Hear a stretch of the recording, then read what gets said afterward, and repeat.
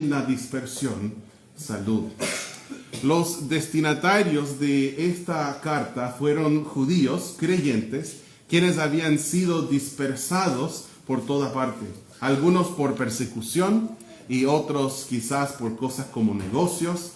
Es muy probable que muchos de ellos habrían estado presentes el día de Pentecostés, ¿sí? Que significa 50 días después de la resurrección de Cristo, en la fiesta de Pentecostés. Es muy probable que muchos, ¿se acuerdan ustedes que dice que había judíos de todo el mundo, de toda nación, toda lengua debajo del cielo? Entonces probablemente esta carta estaba dirigida universalmente a todos los judíos dispersos por todo el mundo, creyentes en el Señor Jesús. El enfriamiento espiritual puede resultar de los problemas. En inglés tienen una rima, que los problemas te pueden hacer better or bitter, mejor o amargo. O puedes mejorar en tu vida espiritual o te puedes alejar de Dios cuando vienen las dificultades. ¿Cuál de estos dos grupos quieres ser? Cuando nosotros nos enfriamos espiritualmente ante las pruebas y tribulaciones y dificultades, el fruto de esto puede ser todo tipo de problema. El libro de Santiago trata con algunas de las dificultades que pueden resultar del enfriamiento espiritual.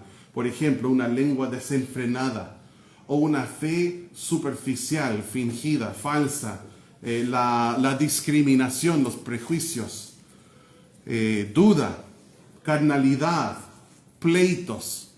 Muchas cosas se tratan en el libro de Santiago de ese índole. Algunos han llamado al libro de Santiago el Proverbios del Nuevo Testamento, y eso por sus enseñanzas prácticas y directas. Uno de los temas principales aquí en este libro es la madurez espiritual del creyente. Y nuestro texto hoy que nosotros vamos a ver se trata de cómo Dios usa la fe en las pruebas en nuestras vidas para madurarnos. En el pasaje encontramos 4 verdades claves de cómo enfrentar las pruebas con fe.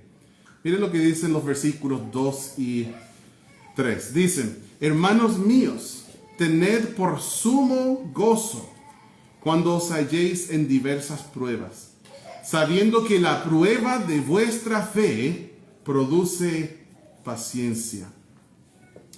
Quiero que veas en el versículo 2 una palabra, la palabra cuando. ¿Lo viste? Mira en tu Biblia, en el versículo 2. No dice si es que. No dice sí, dice cuándo. Haciéndonos entender que las pruebas en la vida del creyente vendrán. Sí. Yo recuerdo hace muchos años escuchando a un pastor, y él dijo, o estás en una prueba, o recién saliste de una, o estás a punto de entrar en una. En la vida cristiana las pruebas son seguras. De hecho, nos dice en una parte, y el hermano Ignacio nos ha hablado un poquito acerca de eso en sus enseñanzas los domingos en la tarde, pero dice también: todos los que quieren vivir piadosamente en Cristo Jesús padecerán persecución. Todos vamos a experimentar dificultades en la vida cristiana. Algunas religiones, algunos predicadores populares de hoy en día quieren pintar la vida cristiana como todo florido, todo fácil. Solo tienes que tener fe. Pero este pasaje dice todo el contrario. Nuestra fe tiene que ser refinada, y por eso Dios ocupa las pruebas. Y es importante que conservemos y que crezcamos en nuestra fe en medio de las pruebas. La vida cristiana nunca se promete ser fácil, pero es mejor porque es con Cristo. ¿Y sabe lo que sí es duro? Es el camino de los transgresores. Así dice Proverbios. ese camino sí que es duro. Sí. Uno quizás disfruta vicios por un tiempo, pero después sufre las consecuencias. Sí. Yo tengo un amigo, recuerdo que él usó drogas por décadas y después fue salvo, bautizado, entrenado para ser pastor. Y cuando era pastor me dijo, yo sufro dolores de cabeza 24 horas al día. Y me dice, yo morí, morí, ¿se dice? ¿Está bien dicho? Yo quedé muerto tantas veces y me reanimaron en el hospital. Y me dijeron, no, te quedan 6 meses de vida, no, te quedan 1 año, te quedan 6 meses. Cada vez que iba le decían que iba a morir, pero Dios le dio muchos años. Pero ¿saben qué? Eran años de dolor, mucho dolor. No, pero se convirtió a Cristo, todo eso tiene que desaparecer. No necesariamente, hermanos. Esta semana me tocó un chofer de colectivo que me decía que Dios quiere sanarnos de toda enfermedad. Solo tenemos que tener fe. ¿Saben qué? Es una mentira. Es una mentira. La Biblia no enseña esto. O si no, ¿por qué Pablo, quizás el más grande cristiano de toda la historia, tenía su aguijón en la carne, que históricamente entendemos que fue un problema de sus ojos, y 3 veces le rogó al Señor que se le quitara, y el Señor le dijo, no, bástate mi gracia? ¿No es suficiente la gracia de Dios? Dios no es un genio en una botella que nosotros tocamos la botella y le decimos, Señor, te decreto que me quites toda enfermedad. No, Dios no te debe nada. Él es Dios, nosotros no somos Dios. Amén.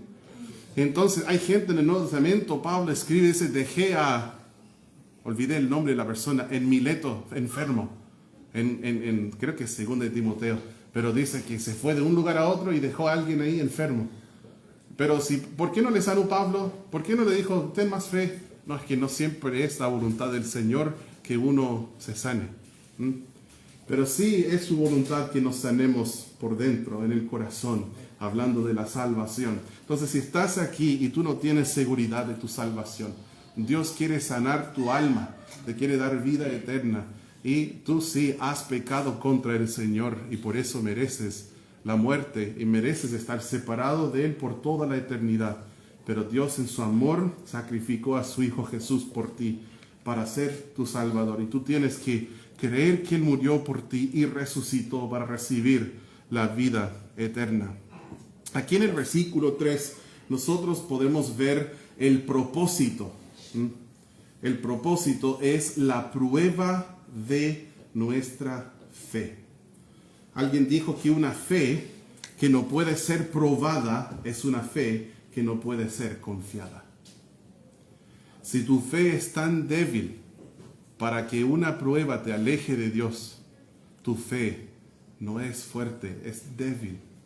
Y tú necesitas tener una fe completa en el Señor.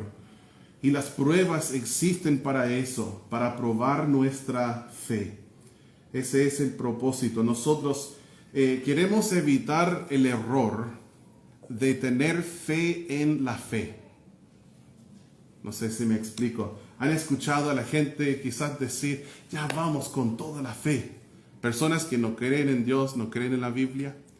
Sí. Y a veces, como cristianos, se nos contamina esta idea o perspectiva de que para que todo vaya bien, solo tengo que tener fe.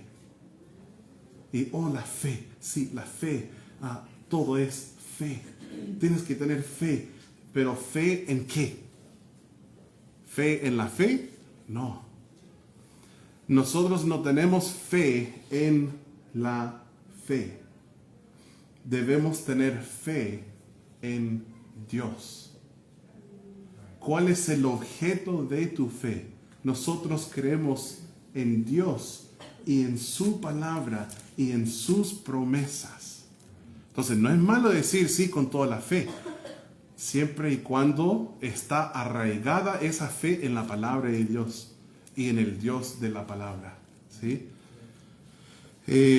Tu fe es solo tan segura como el objeto de ella. Por ejemplo, tú puedes tener fe en el hombre, pero ¿qué dice Dios? Maldito el varón que confía en el varón.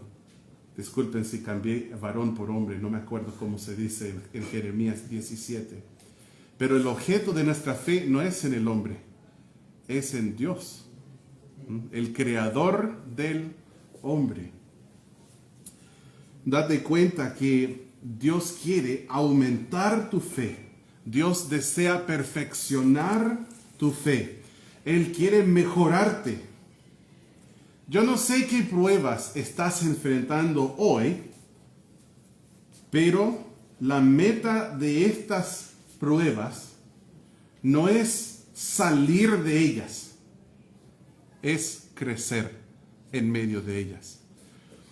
En vez de escapar lo que está sucediendo, decídete aprender la lección que Dios tiene preparado. Hay un canto, y bueno, nosotros no aprendemos nuestra teología de los cantos, pero es lindo el sentimiento de un canto que dice, yo quiero que Dios me quite la montaña, Él quiere que escale. A veces nosotros solo queremos hacer desaparecer la tormenta, pero Dios dice, no, toma mi mano, vamos a atravesar esta tormenta juntos, para que crezcamos y aprendamos la lección que Él tiene para nosotros. Tenemos el propósito, la prueba de nuestra fe. También nosotros tenemos una perspectiva que Dios nos da, que está en el versículo 2. Es una perspectiva que va en contra quizás de todo sentido. Sí.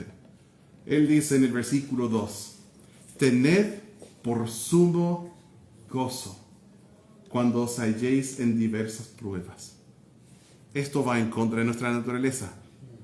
Gracias, Señor, por esta prueba. Es un gozo. ¿Pero por qué? ¿Cómo podemos nosotros tener la perspectiva correcta? Primero necesitamos saber que el producto de las pruebas es paciencia y madurez. Sí. Eso es lo que dice en el versículo 3, sabiendo, porque dice, tened por sumo gozo cuando os halléis en diversas pruebas, sabiendo que la prueba de vuestra fe produce paciencia. En el 4 habla de la obra perfecta, de la paciencia, que nosotros seamos perfectos y cabales, o sea, maduros. Solo cuando nosotros tenemos la certeza de qué es el fin de las pruebas, podemos entonces tener la actitud correcta ante ellas. Y la actitud correcta es gozo, paz y alegría. El gozo es la actitud correcta en todo momento. Así dice el Señor, estad siempre gozosos, regocijaos siempre. Otra vez os digo, regocijaos siempre. Pero eso no puede incluir las pruebas. Sí, también en medio de las pruebas. Dice, tened por sumo gozo cuando os halléis en diversas pruebas. Acuérdense de lo que la Biblia nos enseña, de cómo los discípulos en medio de una tormenta no tuvieron paz. ¿Por qué? Las circunstancias no fueron pacíficas. Ellos están en un bote y las circunstancias son malas y ellos no tuvieron paz. Pero el Señor Jesús les otorga la paz y les reprendió por su falta de fe. Cuando nosotros no tenemos fe en el Señor y en sus promesas, una fe inmovible, es entonces que al llegar la prueba, perdemos la paz y perdemos el gozo. ¿Por qué? Porque el gozo y la paz estaban vinculados a las circunstancias favorables. Ahí está mal. En inglés hay un dicho, un amigo de buen clima. Fair weather friend. Que está ahí cuando las cosas son buenas. Pero no es un amigo bíblico, porque el amigo bíblico ama en todo tiempo, dice Proverbios. ¿Sí? Entonces, algunos ven que estás mal y se esconden y arranquen. Otros cuando pasan por dificultades se mantienen callados, silenciosos, y luego echan la culpa y dicen, no tengo amigos verdaderos porque no estuvieron conmigo. No fue culpa de ellos. Es que tú no les dijiste nada, no pediste ayuda, no avisaste, porque cualquier de ellos habrían estado presente así. Entonces, hermano, necesito a alguien. ¿Y saben qué? Probablemente dejan su trabajo y van directo a donde estás. Entonces, tenemos que ver que no siempre cuando estamos solos en medio de las pruebas es porque no tenemos amigos. A veces es porque nosotros preferimos la miseria sola. ¿Sí? Es bueno pedir ayuda y ser abierto con gente que te dice, ¿cómo estás? Oh, súper bien, ¿cómo estás tú? Mentiroso, no estás bien. Tienes que ser honesto y abrirte y ser vulnerable. No, es que yo pasé 6 meses la prueba más profunda de mi vida y ningún hermano me acompañó. ¿Y cuántas veces compartiste el miércoles en el culto de oración pidiendo ayuda por esa prueba que estabas viviendo? Ninguna, es que me da vergüenza. Pues nosotros no podemos leer mentes, ¿cierto? Tenemos que ser abiertos. Ellos en el bote con Jesús dependían de las buenas circunstancias para su gozo y su paz. Y Jesús les reprende por la falta de su fe. El Señor Jesús quiere que nosotros, y escuchen bien eso, quiere que nosotros tengamos paz, a pesar de las circunstancias no pacíficas. Sí. Y eso es porque Él está en el bote con nosotros.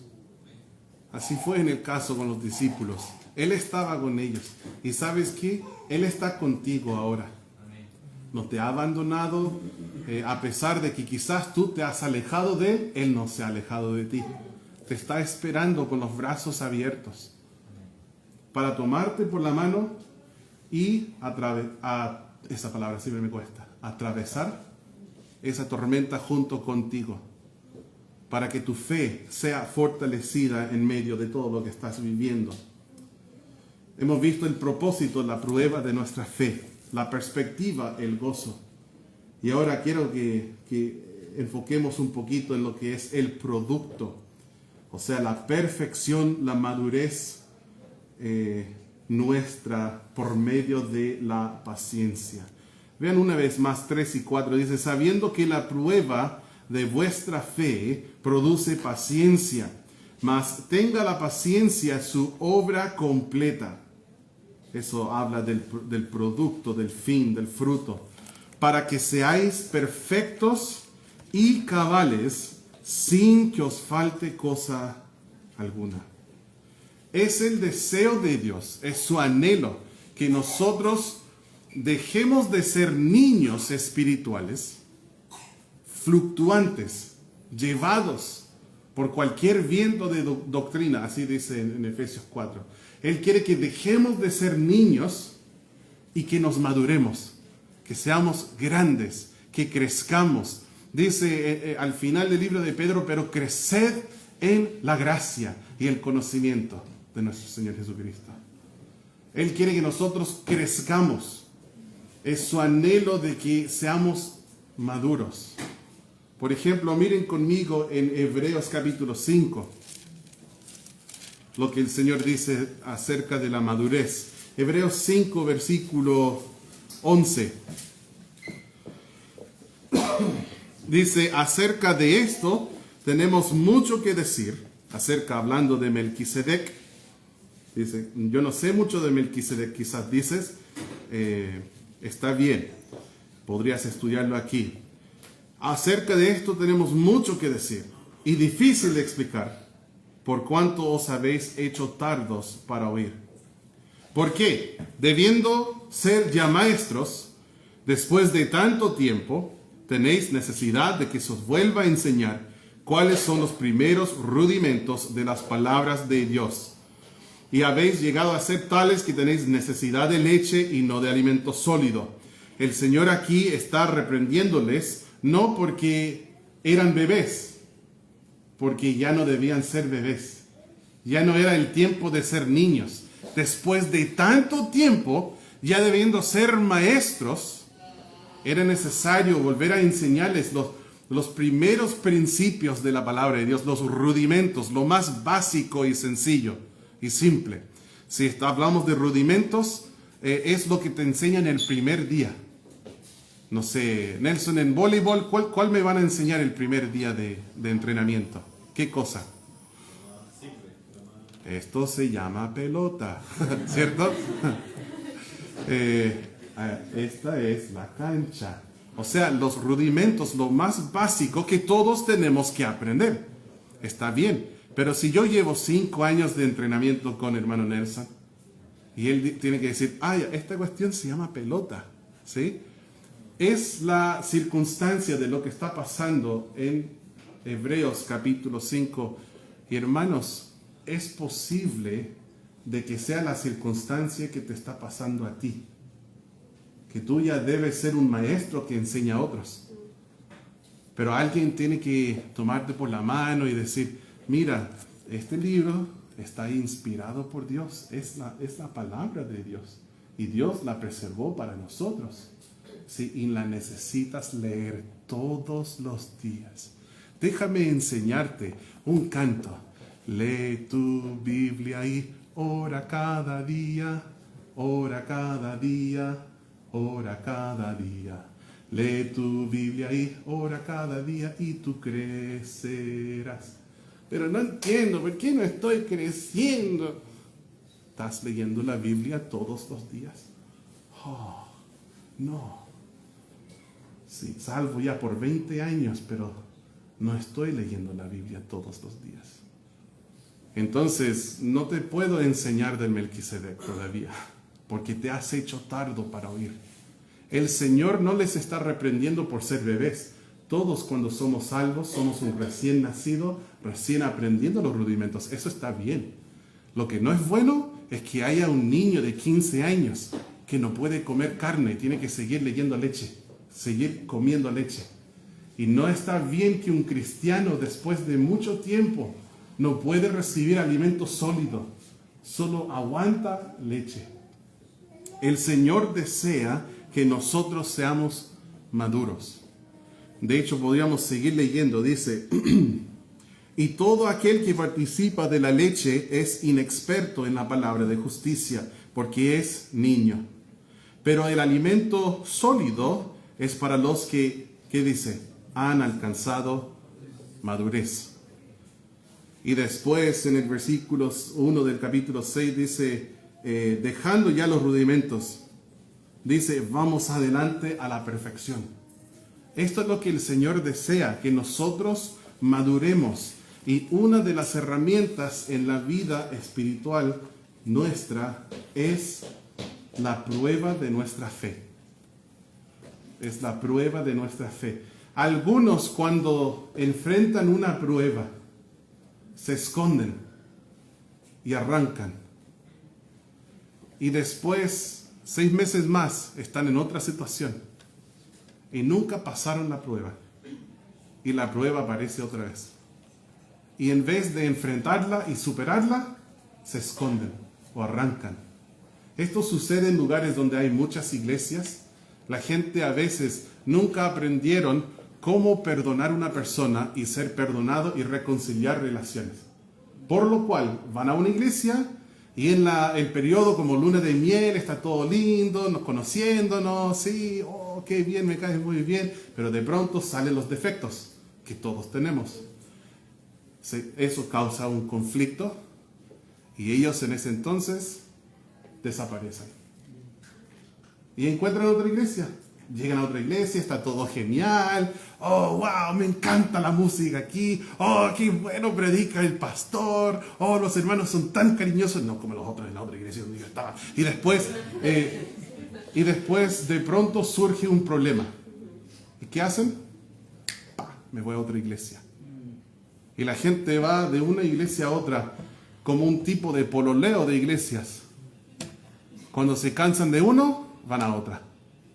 Se cansan de esa, van a otra. ¿Por qué? Porque son niños y nunca maduraron. Como para hablar a la cara, Pablo, ¿sabes qué? Nunca he hecho algo para molestarme, estoy buscando algo para decir, me molesta porque fui a tu casa y quería comer carne y me diste pollo. Por eso, después hablamos de las cosas. Sabes que la verdad es que hiciste algo para ofender a mi hijo. Un comentario que hiciste, después mi hijo se sintió mal y sabemos que no fue a propósito porque tenemos mucho amor por ti y tú también por nosotros. Pero igual sentí la necesidad de conversarlo contigo para que algo pequeño no se vuelva algo grande. Y después dice, ni me di cuenta. O quizás dice, no, pastor, eso no dije, yo dije ese otro, suena parecido. Y quizás por ser gringo yo malentendí o mi hijo malentendió. Y ni fue un problema. Imagínate, 5 años amargado contigo por algo que ni dijiste. Pero es por eso que Dios nos dio la solución de ir a tu hermano y conversar con tu hermano. No de esconderte. No de dejar que la herida se carcoma. No sé qué me pasa esta semana. Es la semana más chilena de todas y estoy olvidando mi castellano. Quizás es por mi vanidad y soberbia diciendo que voy a ganar la competencia. Qué vergüenza sería eso, ¿no? Que un gringo gane la competencia de pebre. Ay, hermanos. No sé, lo voy a publicar en la prensa y todos se van a burlar de su chilenidad.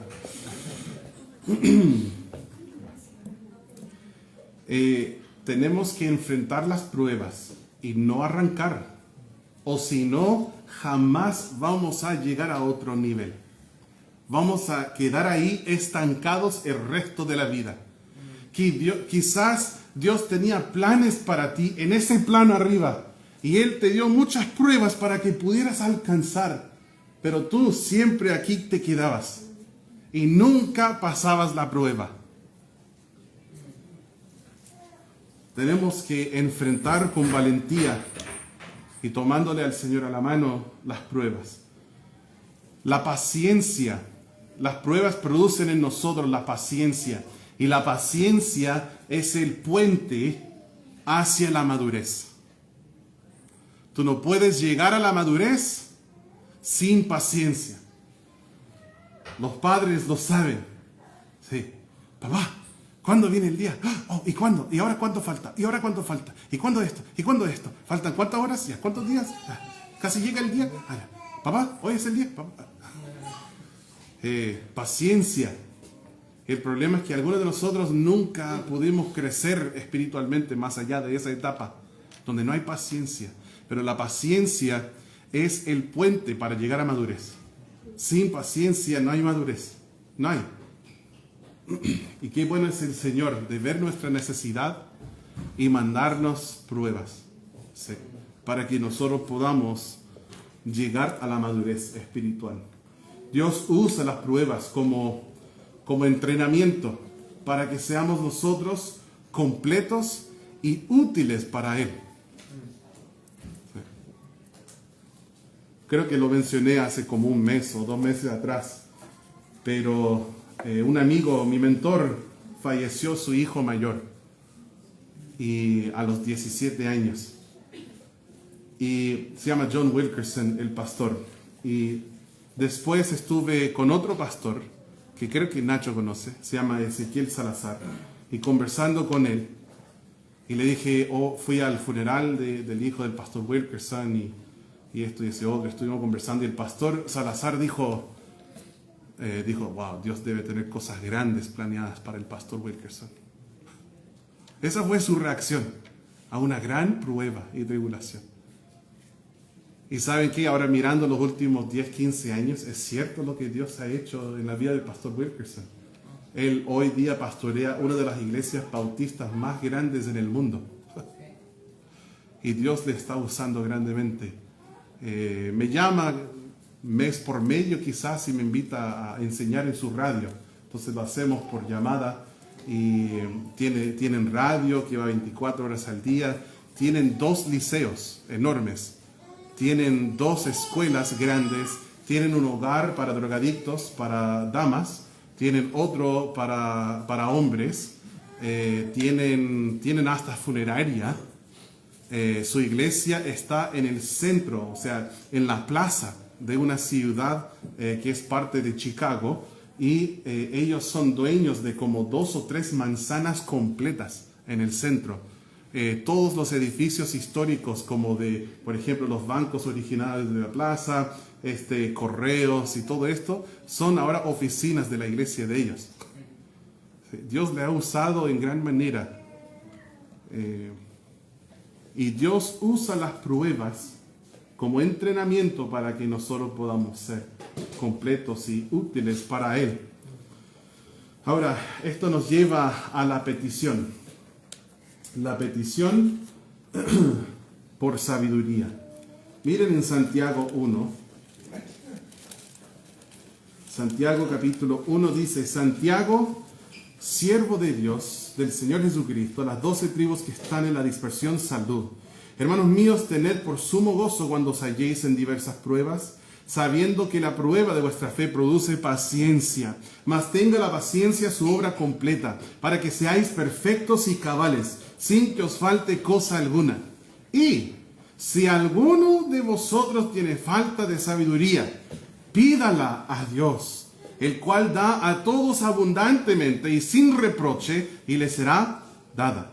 Pero pida con fe, no dudando nada, porque el que duda es semejante a la onda del mar, que es arrastrada por el viento y echada de una parte a otra. No piense, pues, quien tal haga, que recibirá cosa alguna del Señor. El hombre de doble ánimo es inconstante en todos sus caminos. Entonces aquí, bajo esta parte que he puesto por título la petición, pidiéndole sabiduría de parte de Dios, primero veo la necesidad. La necesidad en el versículo 5 dice: y si alguno de vosotros tiene falta de sabiduría. Nosotros somos muy necesitados. A todos nos falta sabiduría. A veces más que otras veces, pero a todos nosotros nos hace falta de sabiduría. Entonces esto está muy bueno para todos nosotros. Y cuando pasamos por diversas pruebas, cuánto más necesitamos la sabiduría del Señor. Yo creo que el tiempo que más le pido sabiduría a Dios es cuando estoy en una prueba. Sí. Yo recuerdo, fue horrible para mí la primera vez que aprendí a orar, pero de verdad orar. O sea, pasando noches completas orando a veces. Y fue cuando Maika era pequeño y le dio una neumonía y no se podía mejorar. Y yo pasaba noches a veces al lado de su cama arrodillado, orando y llorando y pidiendo al Señor que ese niño pudiera respirar bien y saturar su aire, y que rogando a Dios esto. Pero ¿saben qué? Crecí, yo aprendí a orar. Y gracias a Dios, Maika eventualmente fue sanado. Tenemos necesidad de sabiduría. Y entonces viene la parte de la oración. Dice estas 3 palabras sencillas: pídala a Dios. Si falta sabiduría, pídala a Dios. Tan sencillo. Tan sencillo. Dice en el capítulo 4, el versículo 2, no tenéis porque no pedís. Nosotros muchas veces simplemente no tenemos la sabiduría que nos hace falta porque no le hayamos pedido al Señor que nos dé esa sabiduría que necesitamos.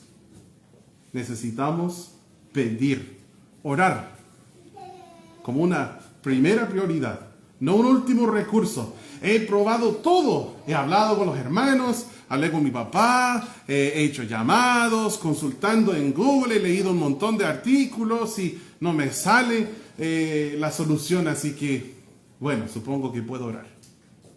No, hermanos, no debe ser así, debe ser lo primero. Tampoco lo primero es enviar un mensaje a tus hermanos: hermanos, oren por mí. Eso sí que es bueno, debemos orar unos por otros, amén. Pero primero, habla con Dios. Habla directo con el Señor. Pídale la sabiduría.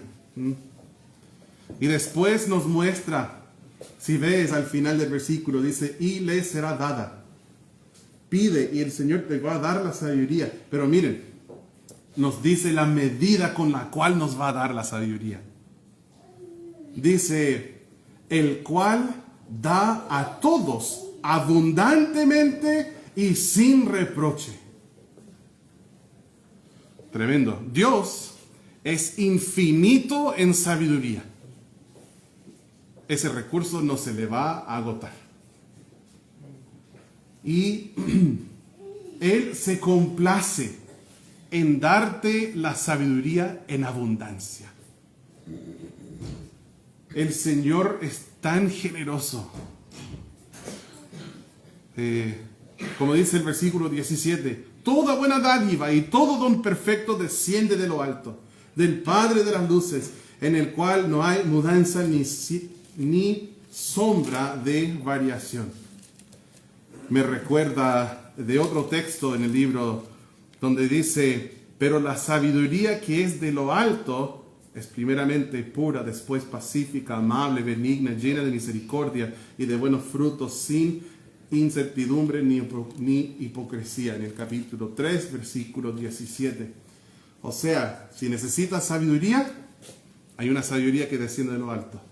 Necesitas sabiduría, todo don perfecto, toda buena dádiva, ¿de dónde viene? Desciende de lo alto, del Padre. Pero tienes que pedirle. Y después esto me lleva a la... ¿Está bien dicho la palabra estipulación? Vamos a ver. El versículo 6. Dice, pero pida con fe. Este es el requisito que el Señor da. Si tú no pides con fe, no te va a dar sabiduría. Dice, pero pida con fe, no dudando nada, porque el que duda es semejante a la onda del mar, que es arrastrada por el viento y echada de una parte a otra. Dice que tiene que pedir con fe, no dudando nada. Ahora, esa frase podríamos decir que es superflua, es innecesaria, no dudando nada, porque él ya dijo, pida con fe. Y donde hay fe, no puede existir la duda, porque la duda es el opuesto de la fe. Escuchen lo que dice Hebreos 11, versículo 1. Es pues la fe la certeza de lo que se espera, la convicción de lo que no se ve. Hay que pedir con fe, sin duda. Dice, el que duda es semejante a la onda del mar, que es arrastrada. Hermanos, su pastor se distrae tan fácil. Yo no sé qué pasa afuera, pero si podemos concentrarnos aquí, ¿sí? Dice que el que duda es semejante a la onda del mar, ¿sí? Las olas que van de una parte a otra, o sea, es fluctuante. Una persona que es como un niño espiritual, una persona que no tiene fe sólida, sino que duda, va a ser muy fluctuante. Quizás tú sientes en tu vida que eres muy fluctuante, que no se puede depender de ti. La gente que quisiera depender de ti no puede, porque eres muy fluctuante. Quizás es por esto, es por la falta de fe bíblica. Y dice esto, que si tú eres así, miren lo que dice el versículo 7. No piense, pues, quien tal haga, o sea, la persona que pide con duda, que recibirá cosa alguna del Señor. No recibirá nada. Acuérdate de algo. Dios no te debe nada. Dios no tiene una deuda contigo. Te vas a acercar a Él no a tu manera, a su manera. Porque Él es Dios y tú no. Entonces, Él aquí dice, pero pida con fe. En el versículo 8 dice, el hombre de doble ánimo es inconstante en, mira las tres palabras, todos sus caminos. No solamente en su búsqueda de sabiduría de lo alto, no solamente en esta área de su vida, sino en todos sus caminos. Es peligroso hacer vínculo y depender de una persona que no tiene fe.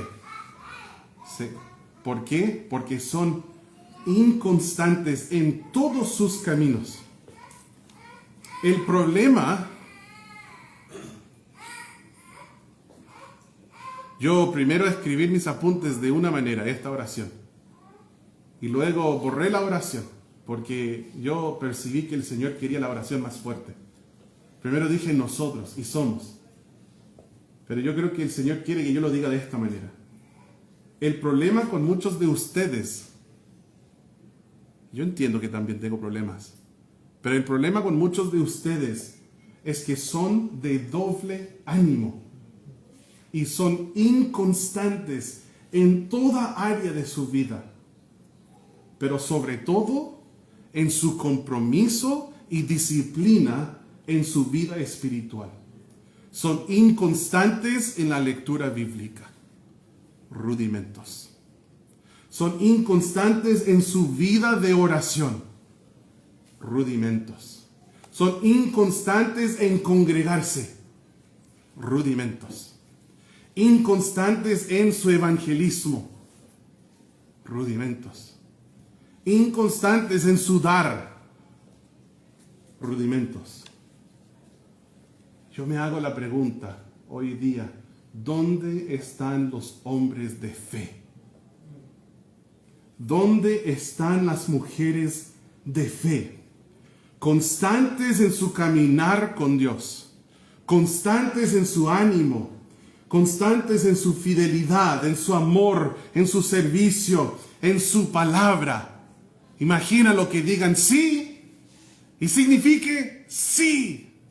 Que digan no y signifique no. Constantes en su palabra, constantes con su cónyuge, constantes como padre, constantes como madre, constantes como joven que ama a Dios. ¿Cómo tener un ánimo singular? Si el doble ánimo es malo, ¿cómo puedo tener el ánimo pronto y singular? Dice en el mismo libro, capítulo 4, versículo 8, dice, acercaos a Dios y Él se acercará a vosotros. Quizás dice, pero ¿qué tiene que ver esto con el doble ánimo? El versículo sigue. Dice, pecadores, limpiad las manos. Y vosotros de doble ánimo, purificad vuestros corazones. Es buscar al Señor con todo el corazón. Y no con un corazón dividido.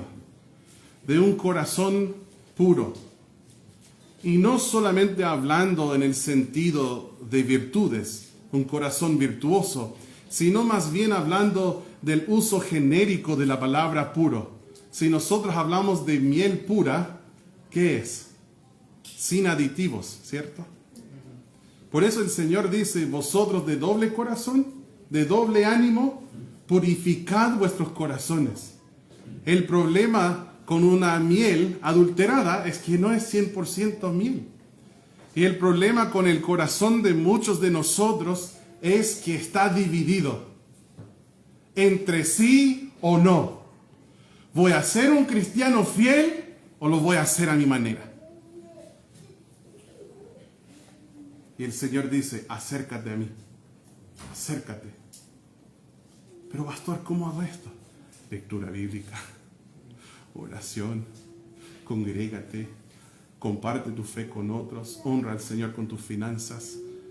Nosotros debemos seguirle con el corazón enfocado, puro, singular, puesto en Él. El doble ánimo